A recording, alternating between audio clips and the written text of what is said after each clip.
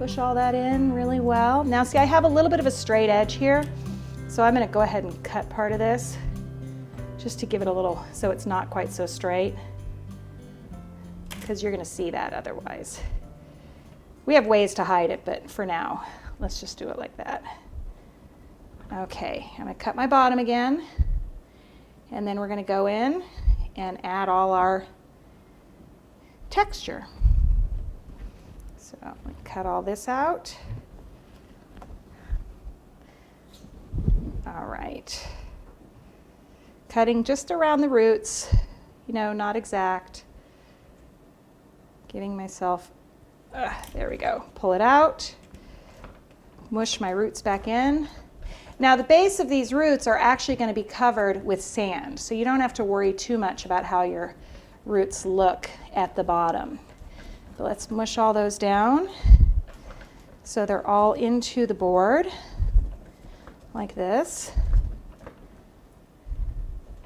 I don't like that point. Get rid of that point. All right, now take our tool and start texturing. And I especially pay attention to where I've had the seam, because you can see the seam is already starting to disappear when you do it with the texture. So just get a lot of different textures in there. So this is a great cake to get your aggression out with, because you're kind of just beating the heck out of it. So if you're feeling a little frustrated, this is the cake to make. All right, let's take this, add some knots and dings and scars in here,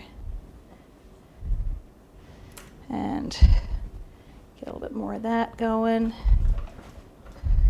All right, so we're going to do that all the way around, and then we'll move on to the next part of it. Okay, so we now have covered our entire cake with the chocolate fondant, and I'm pressing my texture in and kind of holding it in there so it gets the texture really in there well, just because we want to give it that craggly feel. And if you see a seam, like I'm looking here and I can see a little bit of a seam, you can get rid of that by adding a detail to it. So if we do that, the seam kind of disappears. Same thing here, we're going to bring it over like that. Now you don't really notice the seam as much because it's got that detail on it. So we're ready at this point to add some depth to it, which we're going to do with paint.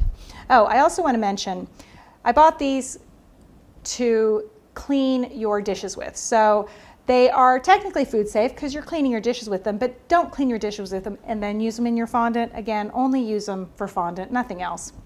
So now we're going to take our paint that we had before. Again, I'm using the Americolor Ivory and Black. I actually have enough in there. I'm going to add some more vodka, and I'm going to go in and just really roughly kind of paint sections of it. You want to give it some depth in the, what I've found kind of looks realistic is in the crags and the holes. If you darken that up a little bit, it gives it kind of a more realistic look to it.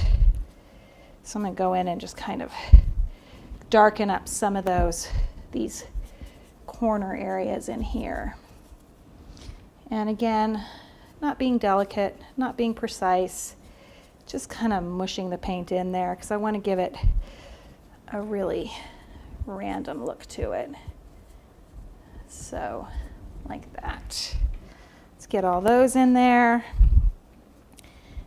And you can also do this with powder if you want to. If you want to do it with a dusting powder, you can do that, which I'm going to show you in a minute. I just want to get those done. So giving it kind of some depth, I want to blend a little bit of those in some more. So again, if it's too dark, I'm going to go in and kind of pull color out of it by adding more of the vodka to it. And remember, even if you're serving this to a kid, the vodka evaporates.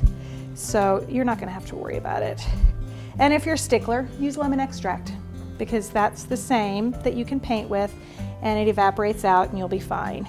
So I've kind of added some depth to it that way. Now I'm going to show you how to brush.